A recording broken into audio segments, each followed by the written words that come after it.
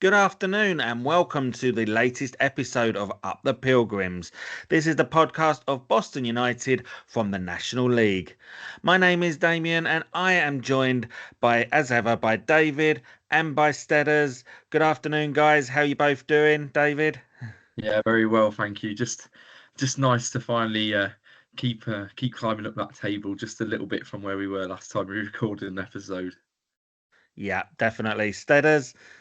All good, thank you. Yeah, and like I said, not in the bottom four, guys, so it's all good. It is, no, absolutely. So we've got a lot to get through in this show. So we haven't been on here for a few weeks, but we are back, and we're going to start off with just some of the results since we were last here. It started off with Tamworth at home. It was a 1-1 draw. J-Ro got our first goal of the season. Which was fantastic. Unfortunately, a last gasp goal from Tamworth gave us a point each, which was nice to get a draw. Our first point on the board as well. We then went to York City away and got our first win of the season, 2-0. Jacob Hazel, Keaton Ward with the goals, which was fantastic. And to beat York, who are currently top of the league. But of course, we will go into that a little bit later as well. Then we played Yeovil at home. And after going 1-0 down after 6 minutes, very early on, we got ourselves back in the game with a great Sam Osborne goal. Then it just went all downhill. Then Jordan Richards with a straight red for quite a reckless challenge in the end. I wasn't too sure, I'll be honest, on the afternoon. But yep, looking back at it, it was unfortunately a red card. But then Yeovil did go on, took advantage of us just having 10 men, got 2 goals to seal the 3-1 victory. They did have a player sent off late on, but too little too late then. And despite Boston having a great chance to try and get some goals back, it was just one of them afternoons. Guys, how did you find them 3 games? Start with you, David. Yeah, just touching on that Tamworth one, you said it there, Damien. It was more of a, it felt like more of a defeat in my opinion. To lead for that long a game. Tamworth aren't no mugs. They did finish 20 points higher than us in the National League season, easily pushing aside teams like Scunthorpe and everybody just canter to that National League North title. But this was probably the first game of the season where I felt we were in control. And it was probably where the results started to pick up. I'd say from now onwards, the results haven't been that bad in terms of our favour. Defensively, the first 3 games, I believe, were just really just us trying to get used to this division and the teams. We were giving away lots of sloppy goals, but this is the start where we sort of defended against Tamworth for 94 minutes. If we didn't have that injury time, we probably would have come away with an extra 2 points from this fixture. But no, in the 95th minute, we all just switch off and Chris Rare bends one into the top corner from outside the box. What you think is, with it's Tamworth, probably the defenders were looking for a ball in the box to be headed on someone's, to be put on someone's head, but no, he just bends it in the top corner with a moment of quality. So a shame really for the Tamworth fixture. Then we did move on. Who was it after this, I believe? We went to York. It was the York game. Yes. First 3 points of the season. I remember it well, actually. I was in the home end commentating on this fixture, and it was interesting. I got some interesting looks when we scored. I have to say, I was trying to jumping out my seat. I know I'm supposed to remain very impartial, but I couldn't help celebrating. It was a historic moment, especially the Jacob Hazel goal, scoring in front of a big crowd there at York. Pulled across to the back post, right place, right time, and that was the start of Jacob Hazel's goal scoring form. Then the second goal, Pemi Aderoju did well to pick out Keaton Ward on the counter. And we won the game 2-0 as he placed it underneath Harrison Mayle. But yeah, that game was sort of summed up by that. It was a Culverhouse sort of game. He fine-tuned the system. I believe we marked their star player, Dan Batty, which meant we had to rely on their centre-back to get forward and play the ball, and his ball-playing ability wasn't that good. So we ended up turning possession and hitting them on the counter, which led to us beating them. We are the only side as of yet to beat York City, and as Damien touched on earlier, they are first in the National League. So I don't think those 3 points were too bad, to be honest. No, definitely. And then obviously Yeovil was up next at home. Not a great day really. Once again at home for the team. Yeah, I was in Salou watching this in the pub on my iPad. They were showing some other games at the same time, but I was watching this one. This is the only one my eyes were fixed on. Like you said, touched on it as well. The Jordan Richards challenge. We did well. They got an early goal. Then we came back. Sam Osborne, great move down the middle. Weston just laying it off to Osborne to smash home. But then the Jordan Richards red card. Sorry. Yeah, I couldn't tell from the position, but it did look a bit rash, to be fair. He's coming quickly. It did look like studs were up, but some people were even saying on X and social media that he didn't even make contact with him. Like you say, it just sort of ruined the game a little bit. And yeah, it was a shame they went on and got the second and third because of the man advantage. I don't think that, like you said earlier as well, I repeated a lot of things. The red card to them in the 85th minute didn't really have an effect. Obviously, No. I believe, was it the 13th minute Richards got? So something silly like that. It was, We did well it was. to hold on. They got the goal afterwards, but then after that we had a period of play where we were matching them, in my opinion. So yeah, it was a shame, but you can't really blame it on the officials. It probably was a red card, and yeah, it was a shame to miss him for the next fixtures. Definitely. Steaders, how did you take the 3 games? Tamworth, York, and Yeovil at home. Yeah, a lot to look back on, haven't we? 3 completely contrasting performances and 3 completely contrasting results in that terms as well. Like you say, the Tamworth game felt gutting, didn't it? But it just showed us that little glimmer of light that we could compete at this league. That was the point about the Tamworth game. We had earmarked this one down as probably the first home banker that we might get 3 points on, or be very, very close to getting to that first victory for. And to come away, I mean, it did feel like a defeat, but it also felt just like the fans just started to believe that we could compete at this level. I think a lot of people on the socials afterwards as well commented how well we played that day, and despite that fantastic last-minute goal for them, we got exactly what we expected from Tamworth as a team, didn't we? Direct, people into the box, and I thought we actually shepherded them out really well. And like you say, they just happened to come away with something from a wonder strike into the top corner, which no goalkeeper's saving. So, but then to move on to the York performance, I watched it at home actually for this one because I was working that evening, that night. And the wife said, "You're never watching another game at home again. You're going every week," because she couldn't help it when I was shouting so much at the television screen when Jacob Hazel knocked that one in to start with. He missed 2 minutes before, didn't he? And he should have scored that one. Yes. I think my little daughter would have scored that one, Bethany, to be honest with you.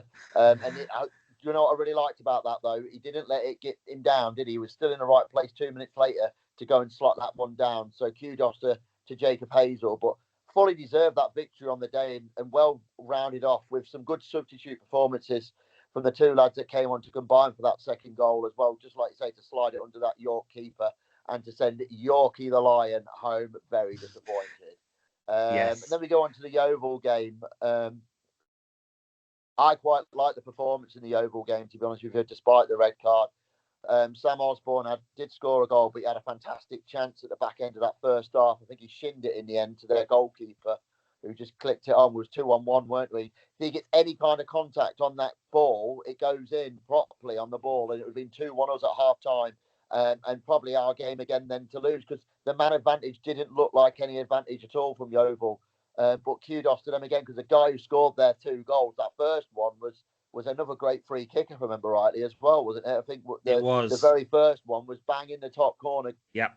We seem to be letting in goals that are absolute wilders, and then we'll come on to the one we conceded yesterday, which is exactly the opposite. But yeah, the Yeovil one just gave us a little bit more hope as well. That I think what I said after the Yeovil game was that we've already come up against a lot of different situations in games, and with the only one we needed to tick off, and again, we'll talk about it, still needs to tick off, is that home victory.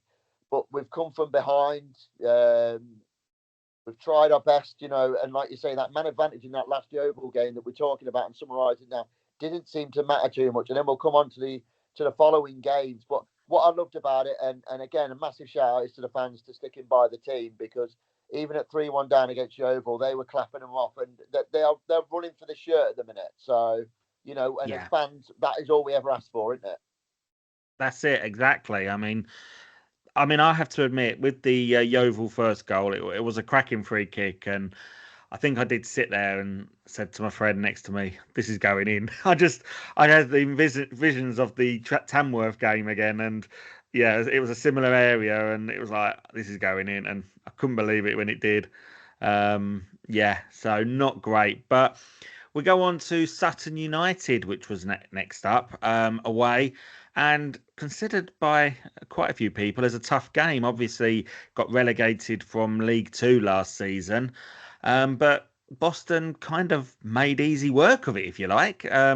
Jacob Hazel grabbed 2 goals, Zach Mills got 1, and really Sutton didn't have an answer to Boston's cracking display on the day. Stedders, what was your take on that performance? Well, the result that we didn't see coming, any of us, or predicted. Let's be honest, whoever put 3-0 on a Boston card to win that day deserves to win every penny they got back from the bookies, because nobody had that down, did it? I think it was, again, I don't know what it is. I mean, again, I hope we get to chat about it in this podcast, but these away performances, we just seem to be like, that momentum about away games from last season seems to have just carried on into this season, doesn't it?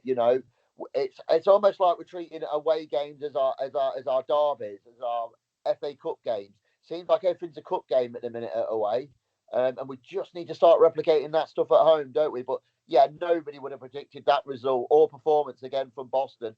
And to say that the 6 points and 2 wins we've had so far have come at Sutton away and York away, like I said, there's not one Boston fan out there who'd have said that was going to happen, would there?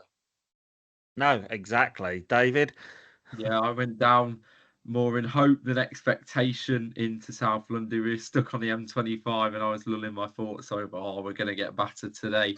But no, we did turn up, surprisingly. I just think that's what a cool house team's got in their locker. Maybe it's the pressure of the fans at home, the added pressure, of away. You can play with no constraints away, play freely, play the way the home fans are going to get on their back. They certainly did get on the Sutton's back, and nobody in that ground was expecting the result that we had that day. The first goal worked well, nearly a carbon copy of the Jacob Hazel at York across the box, and then high into the top left corner. I have to shout out to their goalkeeper for having a horrific game for us. He was running out trying to play the ball. He just looked a bit lost. It's probably been an off day for Sutton, but you look where they are in the table and they're not that far off us, to be honest. So maybe the result reflects the quality of the teams and the management. Because they tried to switch their formation three or 4 times in the game, and we had every option to it. They tried to go, they were quite direct all game, but they tried to use the wings, and they started to overload the midfield, and we just sat back and soaked all the pressure up and hit them on the counter. And then you talk about the second goal. That was a great set piece from Frankie Maguire, delivered it into Zach Mills for a rare Zach Mills goal at the back post, just smashes it in. And the third one was the one that we all had to watch on social media again, because Jacob Hazel apparently was offside, or the linesman thought, but no, the ball was clearly played through as they tackled, I believe it was Sam Osborne, one of the Sutton players. Ball dropped right to his feet and he bent it into the top corner. Really frustrating for Sutton, actually, because if they would have adhered to the referee's whistle and not the flag, the goalkeeper would have easily saved it. It was a good finish, but it was nothing the goalkeeper couldn't reach. He just let it go in because he just assumed that it was offside, but not. And that just wrapped up three great goals and 3 great points in a great day out in South London. Yeah, it looked it. And I spoke to Sutton United podcast as well. Shout out to them.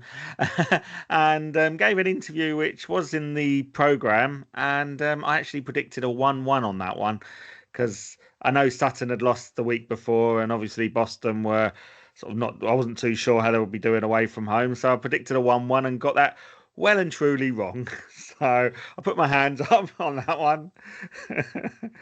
But we went on to last Tuesday then, and our first evening game of the season at home. And we played Hartlepool United, and took another early lead. 4 minutes in, Jacob Hazel with another goal, on fire at the moment, and things were looking good. Got to half time, Boston playing really well. Then in that second half, we just had a nightmare sort of 10 minutes or so, conceded 2 goals, and unfortunately couldn't come back into it. And 2-1 victory to Hartlepool, and left Boston still looking for that first win of the season. David? Yeah, well, you missed one key moment in that fixture, and that was the inclusion of Mancini for Hartlepool. Looked like we Yes. changed shape. I can't remember who came on, but we were changing shape, and we were going to change again because we made a substitution after the goals went in, probably to shore it up a bit. But Mancini came on, and my word, he's one of the better players I've seen in this division, and playing down at the Jakeman's Community Stadium. Every ball was perfect from him. He just controlled the game, and it only takes 10 minutes. It only takes a moment. Sorry, it only took them 10 minutes, but it only took a moment. It can take a moment to lose a game of football, and the balls played through, and it just gave him space. He was just a quality player, and that's probably what Boston don't have at the moment. Is outstanding quality, a player that is better than anybody else in this division, and I think with that. That's the only thing we're missing. But like people are saying on social media, to have a player of that quality, you have to have very, very deep pockets, and the budget doesn't allow that. So I think these players will grow in time. Their quality will definitely grow. It was just a shame to lose a game in which we were controlling. In about the 4th minute, we kept them quite. It was quite comfortable, to be fair. They didn't have very many shots, but like you say, just moments of quality, losing games. And it was a shame, because that was the first one where we got ahead, and I was actually thinking, wow, we might actually turn Hartlepool over and get some 3 points at home here. But obviously not, and the wait is still on for the first home victory. Steaders. Yeah, Mancini. Come on, give me a bench with Mancini and Gary Medine on it. Medine playing at Blackpool last season. Ex-Cardiff player, scores goals for fun. Ridiculous depth of squad on their bench. Mancini looked exactly just like his probably great-grandfather Roberto, didn't he? He was fantastic, weren't he? Like you say, he controlled that game when he came on, didn't he? Showed a bit of class. Hartlepool would have got a good shellacking at half time, because Boston were well in that game at 45 minutes, weren't they? Yeah. I expect the Hartlepool manager proper dug into him for that half time talk. They looked nothing in the first half, and then they managed to look possibly one of the best sides I've seen down JCS this season. That second 45 they played, they looked untouchable when they made them changes. And Boston just didn't have the answers, did they, for the goals? And the chap up top who played for him, who scored their winner as well, he had a torrid first half.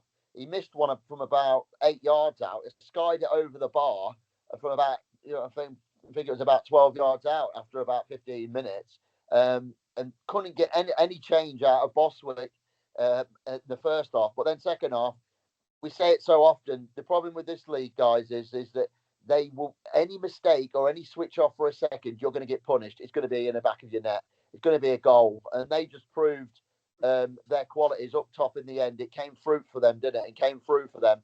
And again, Boston huffed and puffed, but looked very tired to me and very leggy towards the back end of that second half. Some tired legs out there and some tired minds, I thought. Like I say, got a great goal, Jacob Hazel. It was actually assisted by Cameron Green. It was a great diag from him, weren't it? Left to right. And Hazel takes it first time across the goalkeeper. Beautiful finish. And that lot. But yeah, it's a game of 90 minutes and 45 minutes, isn't it, guys? And it was certainly contrasting 45 minutes for Boston there. Absolutely. Then we come on to this weekend's game against Aldershot. Their first visit to the Jakeman's Community Stadium, and first competitive game between the clubs as well. And even first half, or I'd say, and even first 25 minutes or so. Plenty of offsides given to each side. Then we also had the nasty-looking injury to Mitch Roberts, and not quite sure. We've not heard as yet. I've heard it could be ligaments. But we're not quite sure yet. No confirmation from the club on what it was. Apparently, he was taken straight to hospital yesterday during the game. So we'll wait and see. But obviously, we do wish him a speedy recovery. But they beat the offside trap after some more dubious defending at the back, and Josh Barrett gave the shots the lead. Probably not the best guy to score after the grief he was getting, but hasn't not the first time that's happened down at the Jakemans, and that someone scores who's getting a lot of grief from the fans. But Boston carried on huffing and puffing, and in the 73rd minute we got the deserved equaliser. I thought Jacob Hazel with a great shot from a tight angle. Couldn't go on, unfortunately, and get the winner. I was hoping that Marriott coming on was a sign that he was going to get the winning goal, but unfortunately it never came. And 1-1, so another point. Stedders, how did you see the game yesterday? Well, I thought it was actually a decent game, actually. I quite enjoyed watching yesterday's game, to be honest with you. A bit of a frustrating start again for us, because we missed a penalty, didn't we? We just seemed to. That's right. We used up all our penalties last season, didn't we? We've used them all up, and we've just not carried them into this season. 2 missed from 2 spot kicks, with Dan Mooney missing. The first save, I think he's off his line a little bit, Dewhurst, as well. If you watch back the replay, I wondered that. Yeah, and then the second save from Dewhurst, he has no right to save it, does he? The follow up at all. It should be going in from Dan Mooney, that one, shouldn't it? But yeah, and then they go and score, don't they? Usual Boston, some kind of head tennis going on in our own half between 3 of our players. Don't know what was going on there, failing to clear our line. Ball to the guy we've been giving a load of grief to for the whole first half. And of course, what do you do? Slots it in the far corner past Cameron Gregory. And then goes towards our fans, which we kind of expected, didn't we? Of course. Second Who half, can blame him? the difference between the Hartlepool game and the game yesterday was the substitutions. The substitutions on Hartlepool nullified us. They came off the bench. They did nothing to us. They did nothing to our game. Yesterday, Pemi Aderoju had his best game for Boston, I thought, when he came on for the bench. He looked a bit more up for it. He looked a bit more like he wanted the ball. He was actually spraying passes. He was laying the ball off. He was winning headers, folks. Don't, honestly, watch it back if you can. Get the whole match, Dave. It's true. He can win a header. But no, and he was actually really good for us, I thought, off the bench. He looked like a useful substitute, and something, it just seems like he got the bit between his teeth yesterday. And a well-deserved equaliser. And let's face it, guys, we should have gone on to win that game from there. Yeah. From that point on, it was only one-way traffic. They were never going to get a second goal, but all the chances fell to us, and it should have been 3 points to the Boston in that one.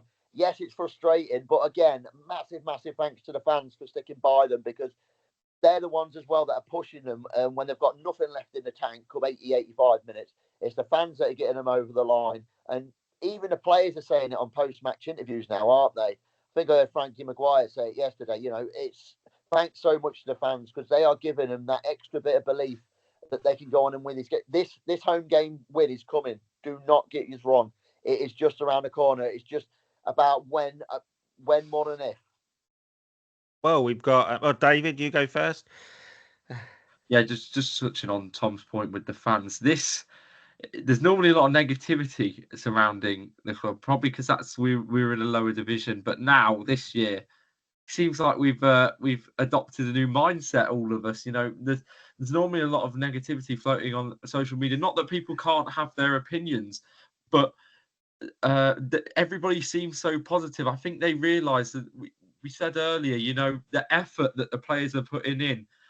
I couldn't care less if we go down, as long as they're playing for the shirt, as long as they're putting 110% effort in every single game. And there's absolutely nothing that we could have done. As long as they work and look like they care. It's when they stop looking like they're caring. And that really, really frustrates me and grinds their gears, but especially when you're in a harder division against tougher teams. You know, you just got to keep going and going and going. And that is what we're doing. I have to say, props to the group. I think we've got a really, really good group in the dressing room at the moment that keeps pushing them on. We said this last year, it probably got us over the line in the playoffs. That young and hungry squad with a few experienced heads mixed in.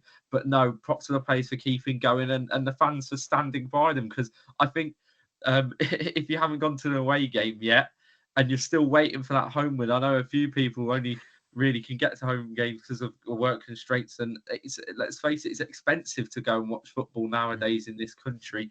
No, you just got to stick by them because this home win is coming.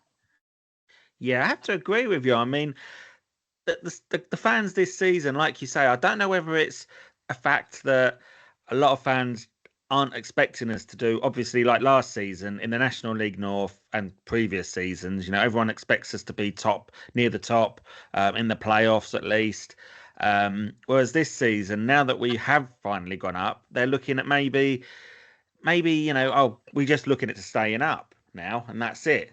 They're not looking at, as long as we finish fifth from bottom, that's the main thing. And and we're gonna get defeats this season. We're gonna have plenty of defeats this season. We're gonna watch them lose. We're gonna watch some draws, and we're gonna be gutted at some results. And that's just. And I think the fans are kind of just expecting it, aren't they? And that's what's keeping them, behind the team and keeping them going. Is that something you would agree with, Stedders?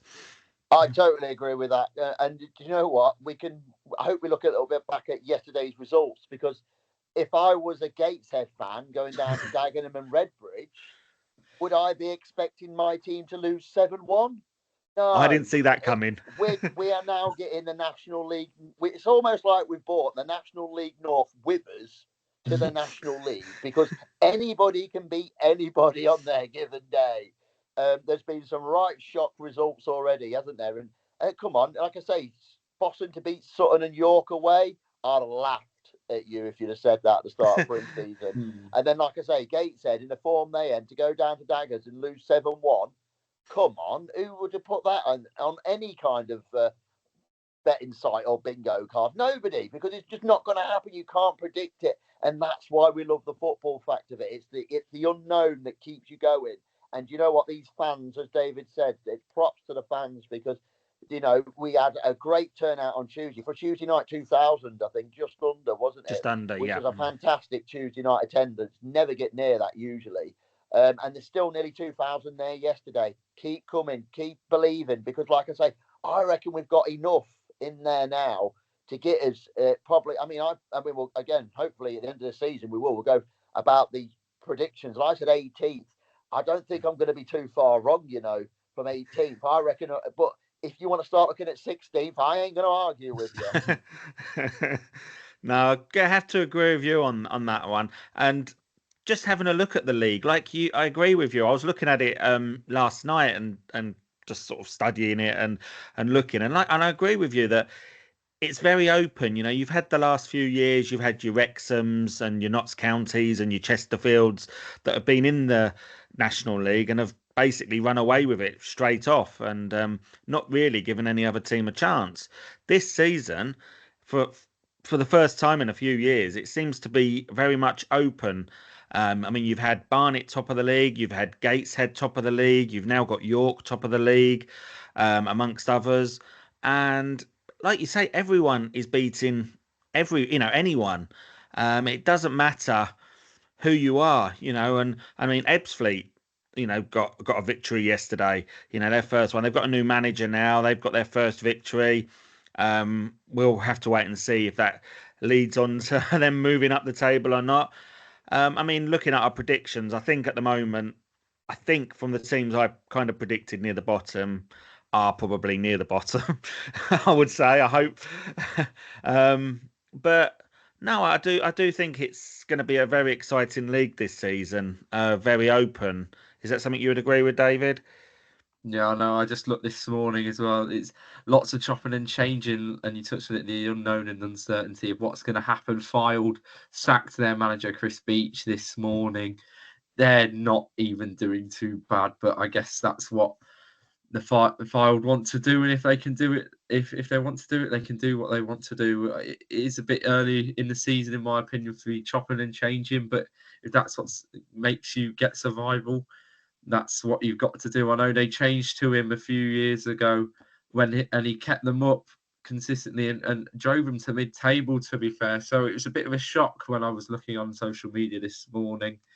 But yeah, the uncertainty of this league is what makes me. You never know when you turn up anywhere. You go thinking that you're going to get battered, and then you end up coming with a win. And that's why we watch football, and that's why it's such a captivating sport.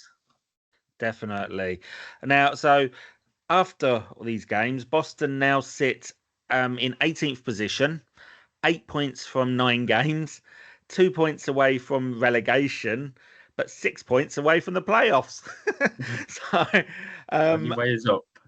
yeah, exactly. Of course. The only bad thing at the moment is obviously no wins at home just yet. And surprisingly, in the National League, it's just us and Hartlepool that are yet to win at home. Which I'm surprised with Hartlepool, after we were talking about them earlier and some of the pedigree of some of the players that they've got.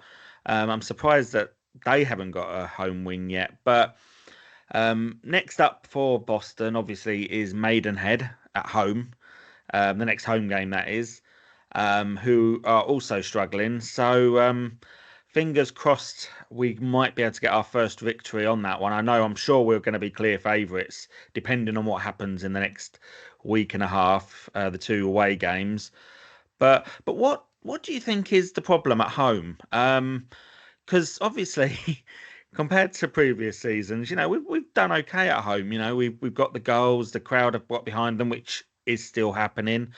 And we've played well, and we've got the goals. And this season, we just can't seem to be getting any luck. I think, like you mentioned earlier on the podcast, Steaders, that our luck's kind of run out in the playoffs last season with the penalties, because obviously missing penalties. But starting with you, Steaders, what do you think is the reason we're not doing well at home at the moment? I think David hit the nail on the head earlier. I think he said it, didn't he? That I think all the pressure's off the players, shackles off when they go away from home. They come up with a plan. It seems like they plan really well for away games, and it comes off. Anything just touch at the minute away from home turns to goals and goals, doesn't it? But at home, they just can't seem to get the performance out of the. It's not the. And again, we can't fault the effort. There's not been one game yet this season where they haven't tried or tried to get something from it, is there? I can't think of one game at home this season, even the big defeat at the start of the season, the 4-0, was it, or 3-0 that came, at home. It seems like already like years ago, doesn't it, as well, by the way? Football has a funny way of doing that, doesn't it? It seems like so long ago, and it was only like a month or 2 months ago. So it's crazy, and I can't really put my finger on it, Damo, why it's just not happening at home at the minute. Home expectations, David touched on that as well. Could be something to do with that.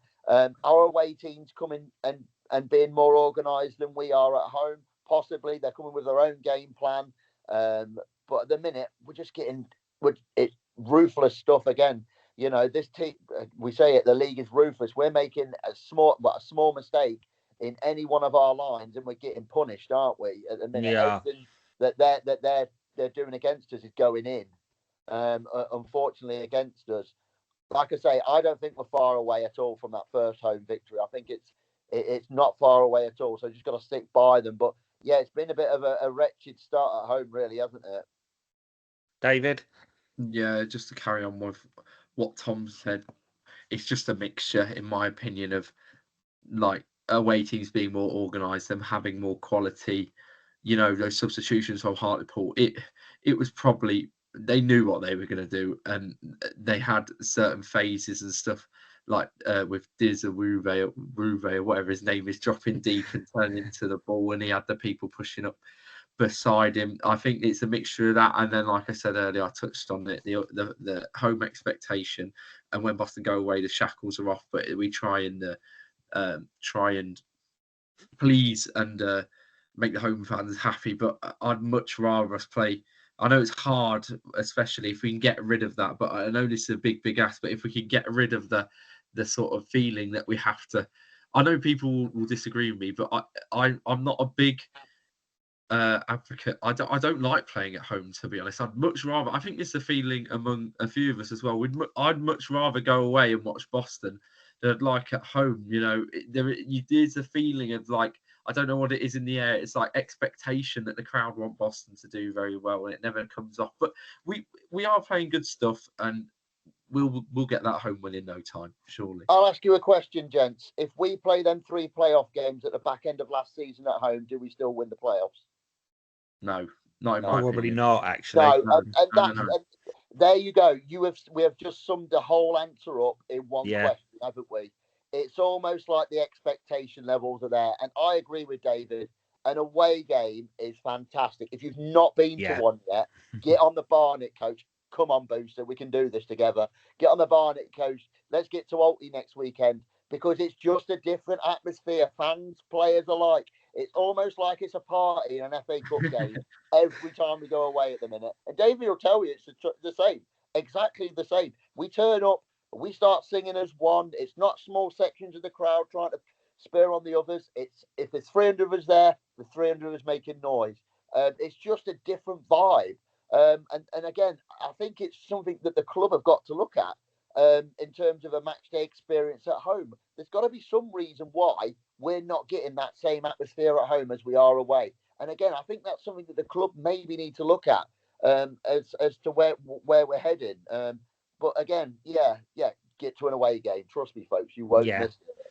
Have to agree with you. I mean, they should even put maybe a drummer or something like that in there, you know. Not being on that day, mate. I'm a bit old school, mate. Maybe we should keep Booster Bear out like York did as well. That should be a good one. You know, keep him. Yeah. And by the way, if Booster Bear's watching, kudos to him, because he does a great job at the start of the game, doesn't he? So he does. And again, I think they're going for the family kind of feel to the game, but I think sometimes that at home we miss that little. I'm not going to say aggressive edge, but that little bit of, I don't know what it is, you know. And I tell you what will make a big difference when that we say this a lot on here, when that stand's finished and you get fans away the other opposite end of us, which is hopefully what they're planning. You know, fans chanting to fans make a difference, a big difference, because you can see each other, you can shout at each other, you can make atmosphere against each other. We can't see them down in that corner at the minute if you're behind that goal, can we? Very well at all. That's true. You know, when it's visual and it's in front of you, you want to go at them. We were sat in the South End away, weren't we, David? There wasn't many of us at all. There were thousands of them, and there was like little old us. And guess what? Guess who you could hear on the commentary and on the game? Boston fans. Us small 200 of us, because we know that we've got to whoop our game away from home. And like I say, I think the club's got to look at something, mate, to be honest with you, because it's just lacking in atmosphere at home games. Yeah, have to 100% agree with you. I mean, obviously, I've done away games as well, and you can't beat an away game. You can't, you know, with the fans all stick in one sort of stand or one part of the ground together. You know, it really does kick off, and it's fantastic atmosphere. It really is. So, just going back onto the team, and Jacob Hazel. Now, he's doing quite well this season. 5 goals so far this season, looking good. Do you think he needs a partner up front, or do you think he's playing well enough on his own at the moment? He tends to go down quite often, and you know, always sort of on the ground. Obviously, a lot of teams are aware of him now and taking him down. But would you say, David? Would you say he needs a partner up front with him, or do you think he's better up front on his own, as what he seems to be starting games like that generally at the minute?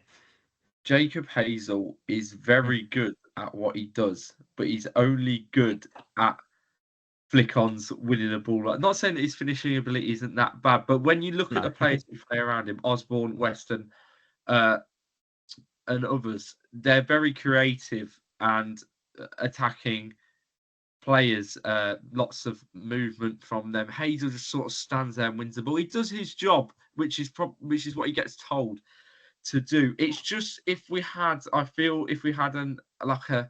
a finisher effectively next to him. The lads around him are very explosive, and you're relying on Hazel all the time.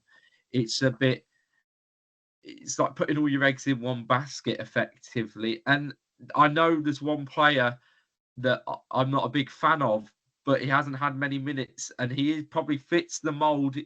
He's been played at this level, and that's Marriott. I'd expect him. I know he's a bit unfit after his injury last season, but I'd expect him to play. I think that's what Culverhouse and Joe and Baz are all expecting, was him to play probably up alongside Hazel and finish the chances that Hazel can't put away.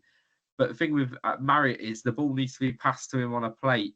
But if you can get the ball to him in the box, it's probably most likely going to be a goal. If he keeps making these little inclusions, I feel if he can get one or two, he can be an elite finisher at this level. But it just depends. He's not really getting the rub of the green with his game time and his fitness at the moment. So we'll just have to see. If Marriott's not up to a challenge, we've not really got anybody like him, I'd say, probably in the squad. Weston's finishing ability is more about creating chances. He does take quite a few shots on. I wouldn't be surprised if he gets the goal soon. Osborne's much of the same. Maguire really doesn't play in that essence anymore. And Pemi's more like another hold-up striker. But Jacob, he's doing well as it is and as it stands. But maybe we could just do with an inclusion of a finisher right next to him. Steaders? Yeah, I completely agree with what David has to say, actually. But the key word here is injuries. If he gets injured, we're in a bit of trouble, aren't we? Because he's scored a lot of goals for us already this season. He might well burn out at some point as well. Are we going to get 50 games out of him like Jimmy Knowles or Kelsey Mooney last season? I'm afraid we're not going to, are we? I'm not so sure we are. So, yeah, I think he could do with some help up there. Like you say, is Adam Marriott the answer? I would love it to be him because, like I say, he's a natural finisher at this level. He scores goals at this level. But we have yet to see any kind of form or any kind of threat on goal from him. And like you say, I'd love it to be him because I reckon if you can get it, like you say, like the touch paper and watch him go, do you know what I mean? It's one of them. He's a confidence player, isn't he, Adam Marriott? If he gets one or two, I reckon and to get somebody on the coattails of Hazel, just not, get 10 goals this season and Hazel's up in the 15, 20s, that's brilliant for Boston for me. Do you know what I mean? And that's what you should be aiming for. Like I said, the Pemi signing is not really worked out yet for either club. I don't think it's got. We're giving him minutes, but he just seems to lack that little bit of quality at this level, doesn't he? So yeah, and I hope again we might come on to the Mitch Roberts injury, but Boston might be looking for a left back before they're looking for a striker. To be honest with you. Well, that's what I was going to talk about next. Actually, was about adding to the squad. Do you think? I mean, we haven't got probably the biggest squad in the league compared to some of the other teams, but and obviously we're playing the hybrid as well, so the training isn't probably as, I wouldn't say not intense, but that's probably the wrong word. But we're not training as much as some of the other clubs who are training 5 days a week generally. So. Obviously, Mitch Roberts' injury, which happened yesterday. Like I said earlier, we do wish him all the best. But do you think we need to add to the squad, and where, Steaders? Yeah, totally. Like I said, the Mitch Roberts injury, I think, means they might have to go shopping for that left back position because we've got very, very. I mean, with Kieran Coates with that awful eye injury, and I mean, I saw him out on the pitch yesterday. I was out on the pitch. I did, yes. Trainers, didn't he? Yeah. He was there with the mascots just kicking a ball about. And, when he comes back, it's going to be like a new signing, isn't it? Let's be honest, because and he is a new signing. We've not even seen him play. So when he does come back, I was really excited by that signing when he signed on because I think he's a very, very energetic up and down left back, isn't he? And he's a bit of a unit, old Kieran is. But I reckon we still need to go a little bit of shopping for the short term, if nothing else. Because Coates could still be Christmas. This is the problem. He could be still out till Christmas. That's what I'm hearing. That you're looking more towards the Christmas end of it, which is a long, long way away, isn't it? Let's be honest. So a left back, I think they've probably got to look for. I tell you what I do like though. I like how the new players are just starting to come into fruition now. Sam Osborne's been fantastic last few games, I think. It looks like he's fitted in well. Frankie Maguire is getting better by the game. I'm impressed by him. Absolutely. And I questioned him in pre-season. I saw him and I wasn't too sure, if I'm honest.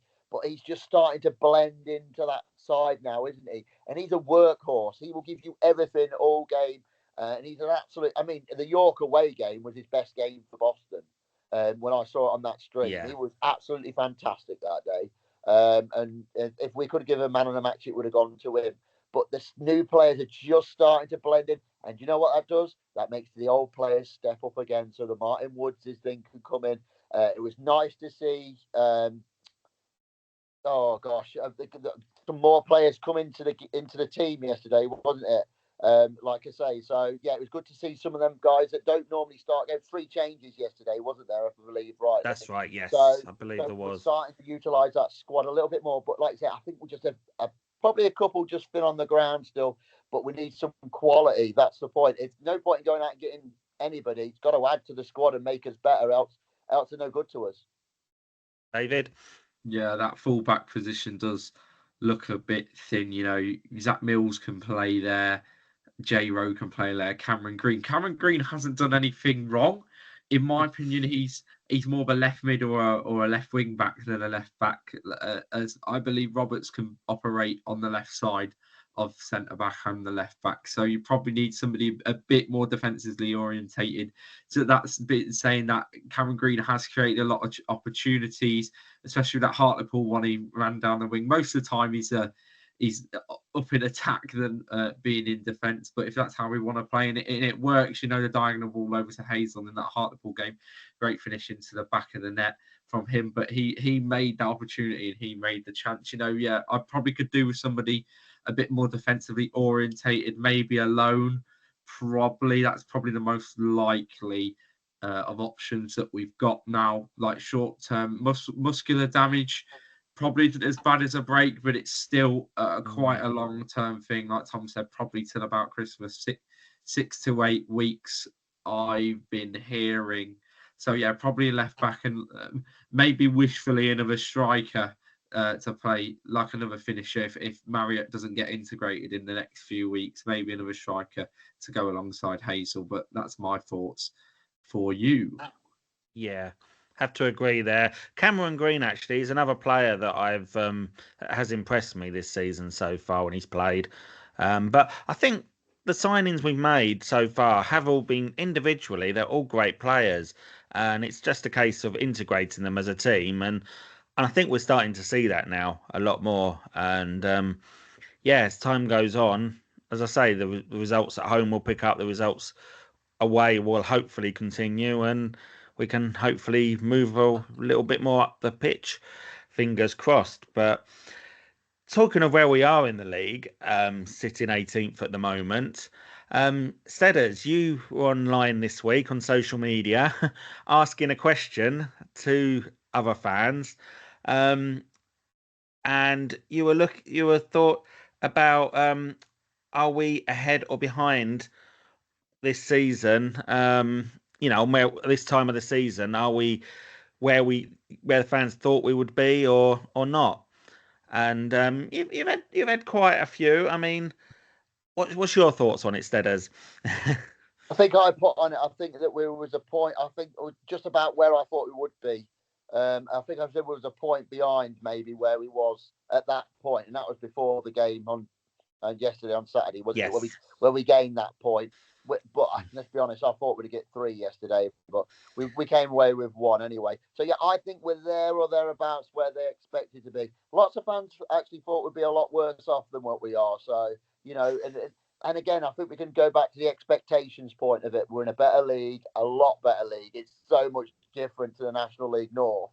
You know, so I reckon expectations are about where they should be at the minute. But you know, can we carry on that great away form? I'd love us to, because that at the minute is just to be in our backbone, isn't it? And then can we then marry that up just to a win or 2 at home as well? The next 2 games, I think, are very big for Boston, to be honest with you.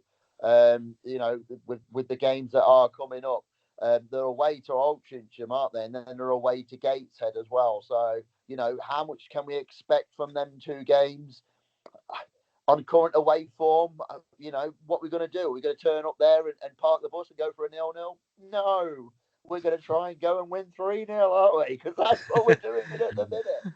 And then the Gateshead, I think, is just a bonus game. If you get anything out of that Gateshead away game, fantastic. But yeah, I don't know. I still think we're about where we should be, and I wonder where the management puts us where at the minute as well. I don't think we're far off where they thought we would be as well. Yeah, had to agree with what you're saying there, David.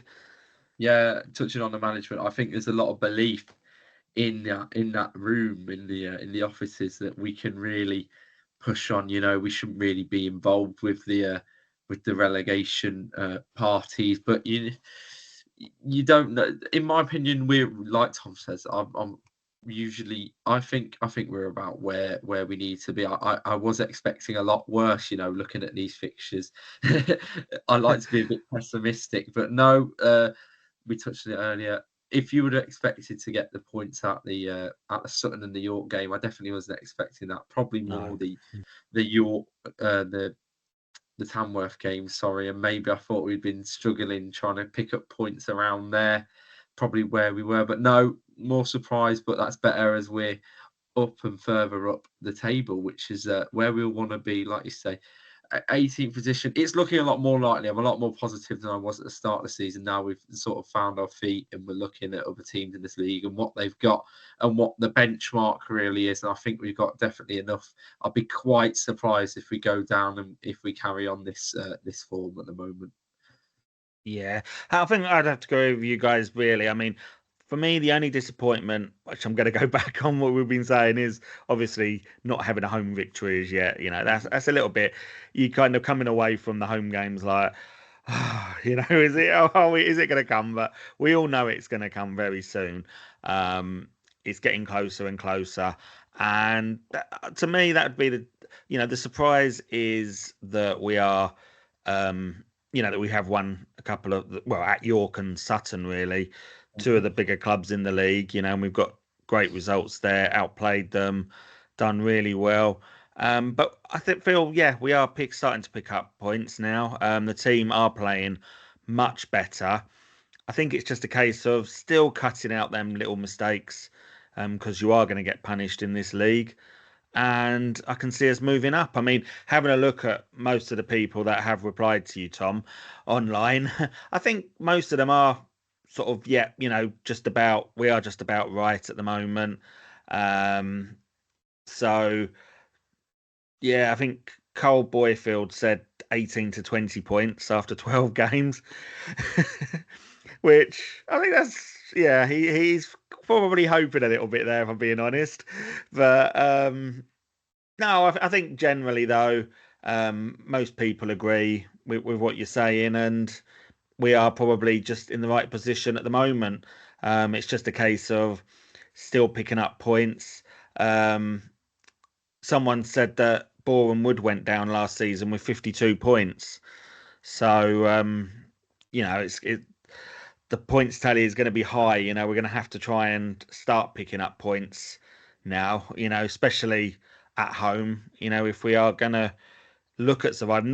Though saying that, last season, like I said earlier, it was all about one team at the top, whereas this season everyone's beating everyone. So maybe that tally will be a bit lower. So yeah, something we'll have to look at. Just a little bit of a disappointment for me, Damo, is the problem is as well. I mean, it's nice as well in some ways, but it's not nice in other ways. You can look at this in two ways. But when Boston lose, everybody around us loses as well. And Yeah. just one of them weeks, if we could just get three and everybody else down there gets nothing, then Yeah. you go up 5 places because of that. Just seems like we can't seem to counterbalance any other team down there. Everybody losing at the same time, aren't they? Which is making it incredibly tight already. And so, that's the one thing I'd love Boston to do. Just 1 week, the 4 below us all lose, and we manage to pick up a win, because that's 3. Not only is it 3 points, just seems like momentum then, doesn't it? That's it. I think you were right actually with the Sutton win, wasn't it? I think that week we beat Sutton United away. All the other teams around us, bar Ebbsfleet, seemed to get a victory. Is that something you'd agree with, David? Yeah, it's just nice to there is a distinct gulf in class in the division, but everybody that's down the bottom keeps losing. Everybody that's near the top keeps winning. Bar what happened last night with Gateshead and Dagenham and Redbridge, which was a freak accident. Who says we can't go and win that 8-1 and go and better them in a week's time or so? But no, yeah, it's frustrating. Like Tom says, we get some points, get even a point yesterday lifted us from was it 20th to 18th as well. So that's just what 1 point could do. Imagine what all three can do. Yeah.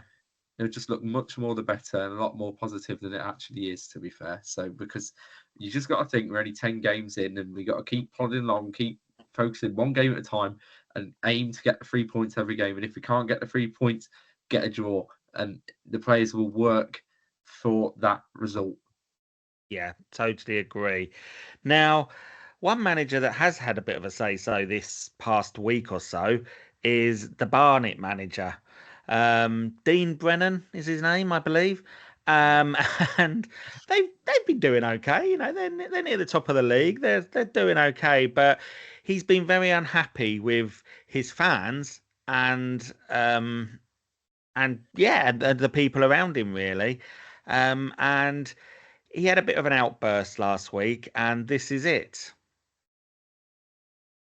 So Dean, another home game, another win, another late show as well. We got character, we got togetherness. We're in there camping there. I don't like the moans and groans of my supporters over here beside me, moan and get forward, screaming rubbish at me when we're 1-0 down. We've just played now 6 games with a recognised centre forward. And I have to be honest with you, I think our level of performance has been outstanding. If they don't want that, I'll move on then. If that's what they want. Get someone else to do the job. Because I'm sick and tired of it. Just a miserable, moany lot. What's wrong with them? Get behind the group. Get behind the team. So I feel that way about it. I'm delighted for the boys, delighted for the players, delighted for our supporters that come with the Gateshead and clapped us off. But I'm hearing this out of here. I don't like it. If they're going to be negative, go off somewhere else and be negative. It's their money, they can do what they want, but I can say what I want on here as well and how I really feel, because I don't pull no punches. Moaning and groaning. Yeah, and obviously just speaking on the football, for the 90 minutes it looked like a really good battle, a really good test between two top teams. Yeah, we've got young lads that read the social media. I don't read it, I'm not on it. I've got young lads reading social media. I've got stuff on social media going against my goalkeeper. Does that help, does it?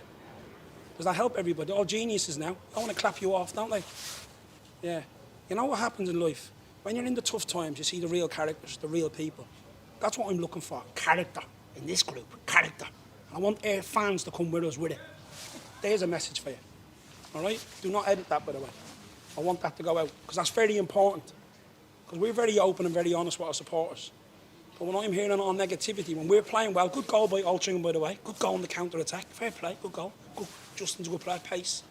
And I've got to listen to that moaning, I'm here. Just relax. I know what I'm doing. I took this team over, bottom of the table. Have a look where you are. Yeah? There's a lot of other teams below us.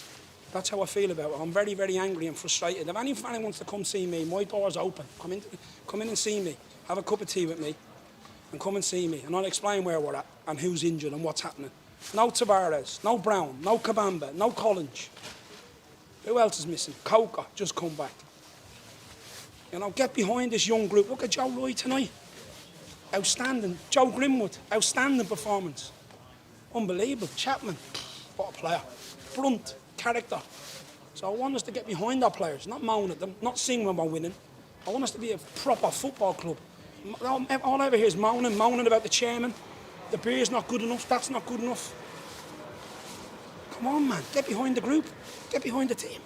And you, obviously in that you obviously... By the way, there were only 900 odd fans here tonight. That's what it was announced as 12, but it was 900 here. Yeah, we're a big club, aren't we? Here you go. So, yeah, not a happy man by the looks of it. As I say, having a right go at the fans and just annoyed, really. I mean, does he speak truth, Stedders? Do you know what? When I first watched this clip, I couldn't tell whether I could look between my fingers or laugh. It was either cringe or it was funny, weren't it? And I found it quite funny, actually, that he outed his own fans on social media. He's clearly not a very big lover of social media, that's for sure, is he? he had some very interesting points to make, didn't he? You know, that they're always on his back and they're not coming out to support the team. And it just sounded like I should play the smallest violin possible for him right now because, you know, because he's a manager of Barnet, because they have no money. You know, they're not riding high at the top of the league. They're not an ex-football league team.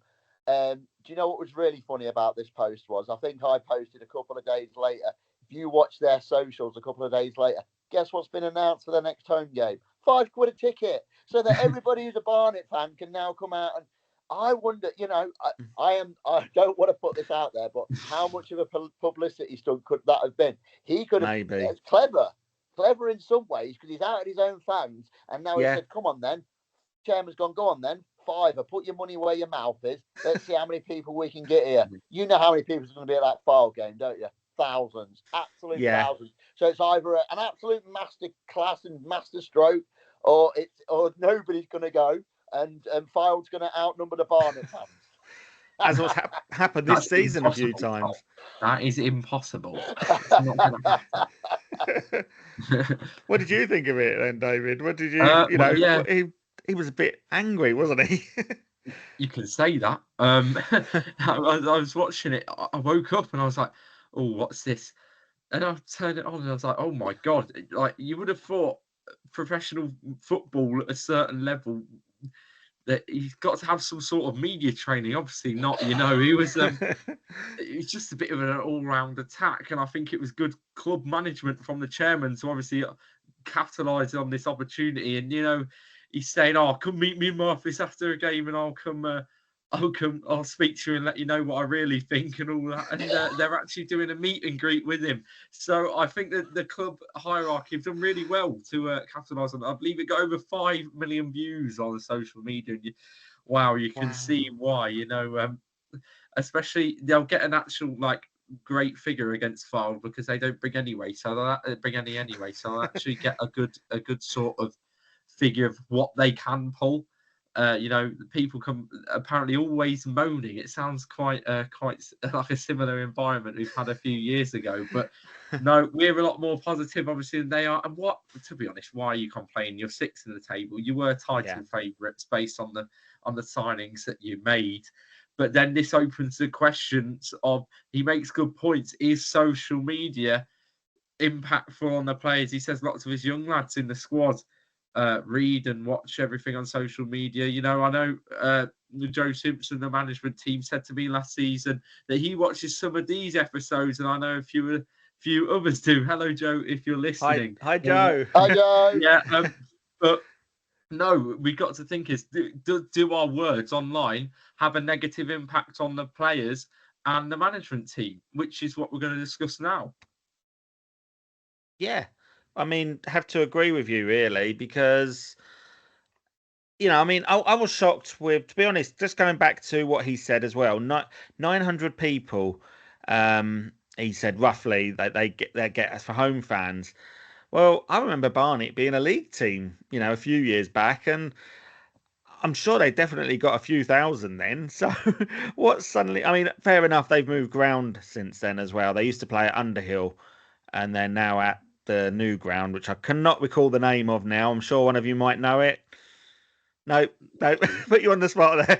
The Hive, that's it. It's just come to me. The Hive, yes. And yeah, as I say, I don't know too much. I've been past it a couple of times. Looks a neat ground. A similar sort of new build to Boston's. Probably not as good, I would say, being a bit biased. But yeah, I'm surprised that the local fans down there don't go and watch Barnet a lot more and support the club. But I mean, the fans need to be behind the management, don't they? And supporting the team, you know, like that they are doing at Boston at the moment. You know, you're always going to get the odd one or two fans that just moan about anything. You know, even if they're top of the league, you know, you've always got them one or two fans that still find something to moan about. But generally, you've just got to try and stick behind the manager as long as you can, haven't you, David? Yeah, keep backing them, and it'll hopefully hopefully work. You know, that's what we've got to keep doing with Boston. That's what we are doing at the moment, and tides will change. We will get those 3 points at home, and we will hopefully keep picking more points up away. Steaders. Yeah, two things to mention about Barnet. One is a name, and one is it's just like a statement or something that you can associate with them. But the name I'm going to give you is Edgar Davids, because if he Yes. was there back in the league games, he was a player coach back there. Well, he's going to draw, isn't he? People are just going to go and watch him, aren't they? No offense to this new guy, but he isn't him. So you're probably not going to get the same amount of fans with them. The other thing as well is catchment area. There's in Barnet. He's in the middle of London.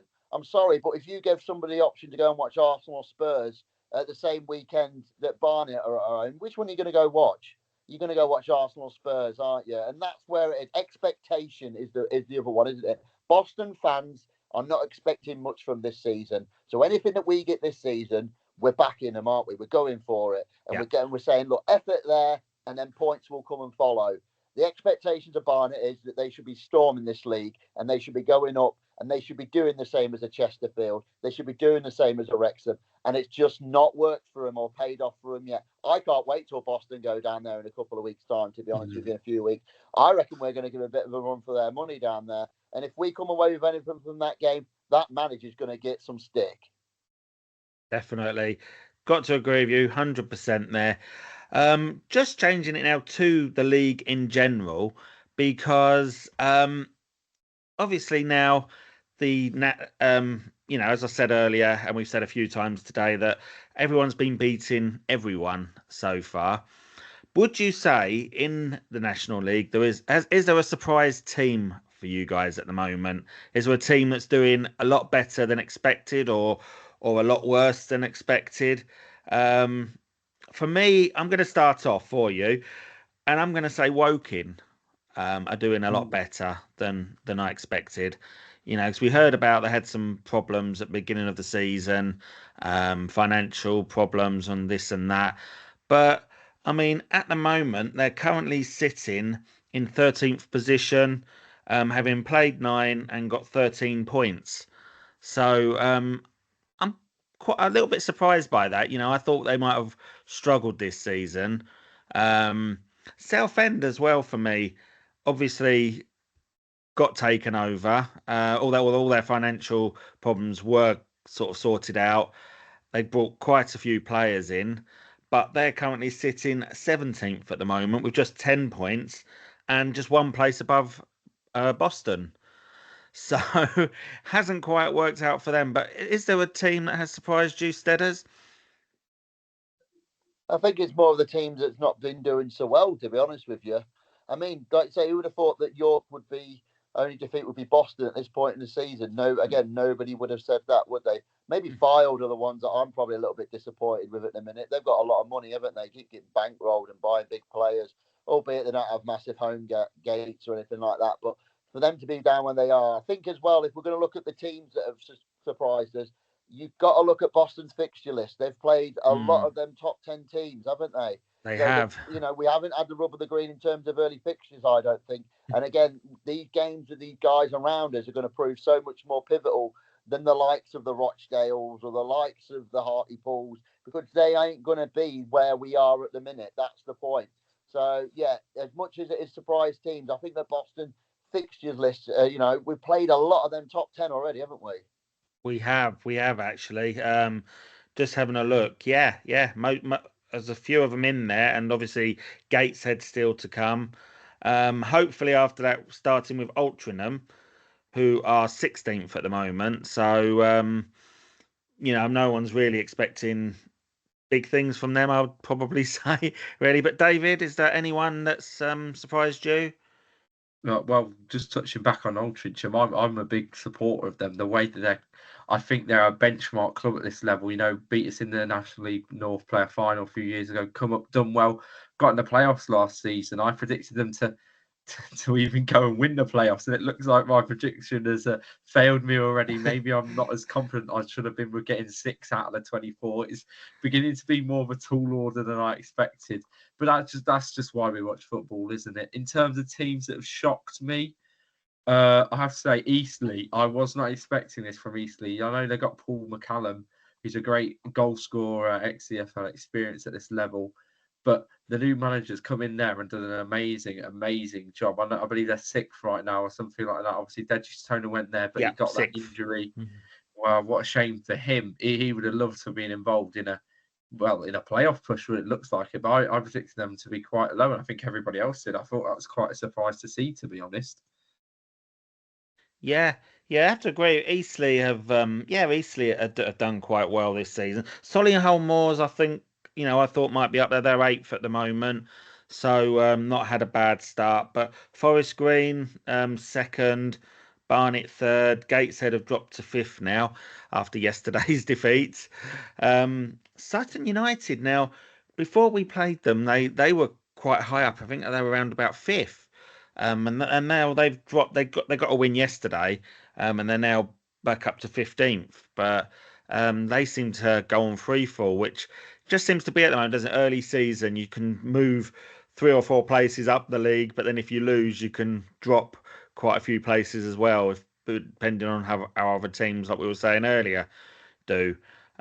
So yeah, it's an interesting league at the moment. As I say, very much open. But for Boston, well, we go into the next game this coming Saturday away at Altrincham. As I say, they sit 16th in the league. Um, they've got 11 points from 9 games. Yesterday was a 0-0 draw at Yeovil. How do you think it's going to go, David? I think it will be an exciting. I always like watching Boston away, as I've touched on. I think we'll turn up there and we could probably. I'm going to say we're going to win it because Altrincham aren't doing as well as they thought. 0-0 to try and steady the ship. Did you say they were 16th? Sorry. 16th, yes. 16th, yeah, you're not doing too well as they weren't doing as well as they were last year. So hopefully we can just turn up and another bit of Culverhouse magic, and hopefully we can win the game and rise up that table again. Steaders?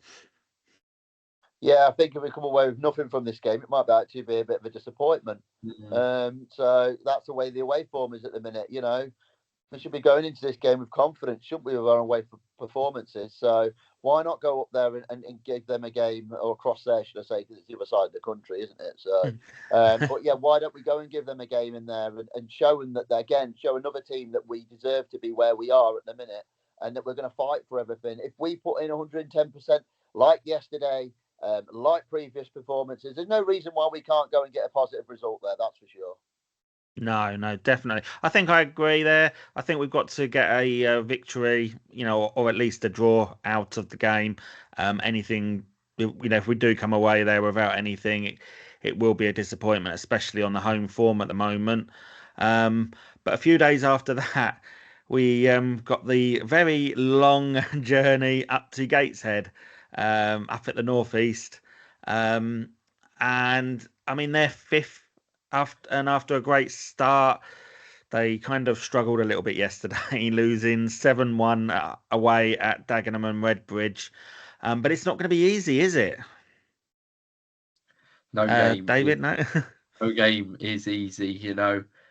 They'll be looking to bounce back, because I'd imagine those fans. I think I looked yesterday; they were furious. I don't really know what went wrong. Every team's allowed to have an off day, but that just looked like a really, really, really bad day for Gateshead. It's not like it's not even a really short trip, is it? It's all the way down from Newcastle to London. So props to the travelling fans that stayed and braved the onslaught by the Daggers. But no, I'm sure a few Boston fans will be up for this. Not a new ground, but you just got to go up there and probably expecting nothing and just going for a free hit. If we can get anything out of the game, that would be a positive.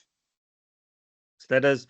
Yeah, totally agree with David on this one. Free hit to me. If we get anything from this, absolute bonus points, Brucey bonus points on for Boston if they get anything from these. What terrible scheduling again. We've mentioned it before. Who puts us up there on a Tuesday night? Come on, they've got no fans anyway. Have you ever seen any of their highlights? There's literally nobody there, is there?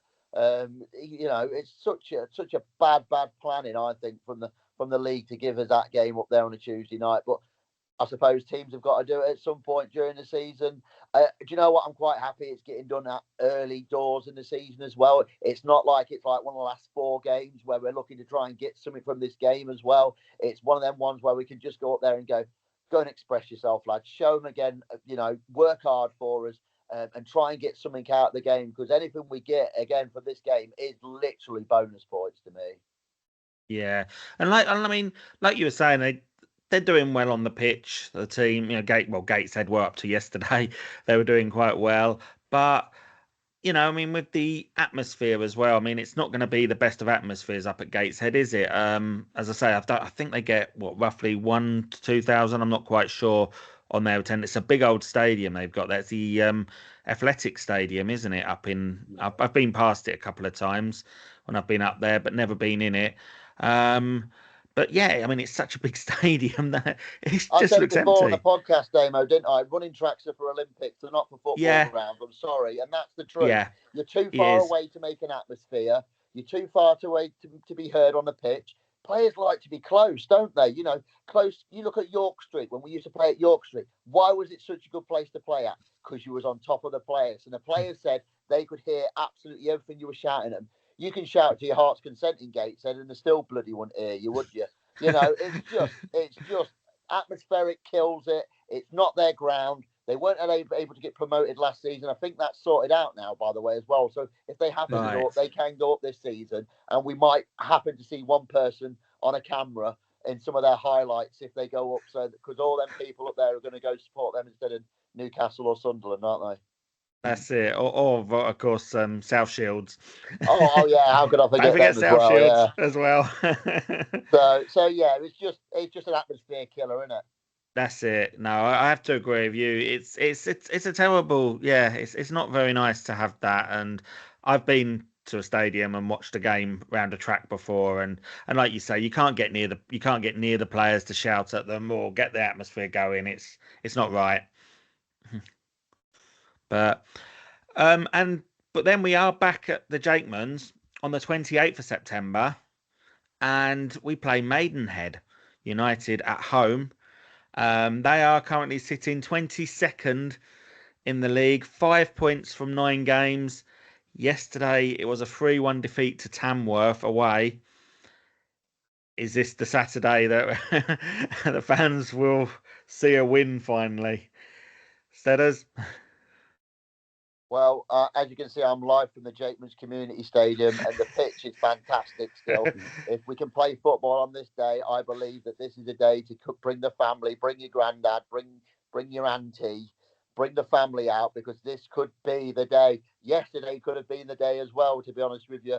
Barring a penalty save, it probably would do. And Marcus Dewhurst, we love you. And I'll never see another save like that one we watched at Kidderminster Live ever again. So we thank you for that. But yeah, no goalkeeper is going to come and play as well as he did down there this season, I don't think. I reckon this is the game that Boston are going to do this. I actually think we'll win comfortably as well. I reckon it'll be 3-0 to the Pilgrims on that day. David? Yeah, I'm expecting the same. They're in this league for a reason. We can't take them to be a very poor side, but losing 3-1 to Tamworth, I think this could be the day. Yeah, I'm hoping this is going to be the win that we need, that so desperately need as well. But as I say, the fans have been fantastic so far. It's been really good atmosphere every game this season so far, and let's hope that the next home game they can finally reward the fans with a victory. So is there anything else you guys want to add? I've got a question for all the fans as well. So the guys that listen to this, I tell you what, let's talk about a talking point for the next podcast. So the next podcast, what I want fans to do is, I want fans to comment on this one or any of our socials. We've got our own Facebook page now. Get on there, folks. I want to know if the social media side of things from our club, Boston United, is it levelled right? Is it too little? Are we not hearing enough from them about things pre-post match? Or is it overkill? Are we hearing far too much about it and we should tone it down? I'm really interested because, again, it's linked to the Barnet thing that we spoke about earlier. And I think it's quite interesting, a great viewpoint and a great talking point. Do we think that the club are pitching it just right? Are they giving us too much and we're going far too overkill? Or are we not happy with how much the club are giving us? Should the club be interacting a bit more with the fans on that kind of front? Let us know your thoughts, folks. Yes, let us know, because we are now on Facebook, and on X, formerly Twitter, and we have our own page. Exciting stuff. We're going up in the world. Yeah, you can, of course, look for Up the Pilgrims on Facebook or on X. Find us, leave your thoughts on anything to do with the Pilgrims, and you could be read, your name and could be read out on the next episode. You just never know. If you do want to listen to the podcast, you can, of course, find us on Apple Music, Spotify, and Amazon Music. You can also watch us on YouTube. Just search for Up the Pilgrims, and you can find out why we all have faces for radio. Oh, and don't let the kids watch after 9 p.m. either. Right. Well, thank you very much, Steaders. Thank you very much, David. It's been a pleasure as always. And yeah, if you've got any thoughts, please let us know. And we will be back very, very soon with another edition of Up the Pilgrims. Up the Pilgrims. Up the Pilgrims.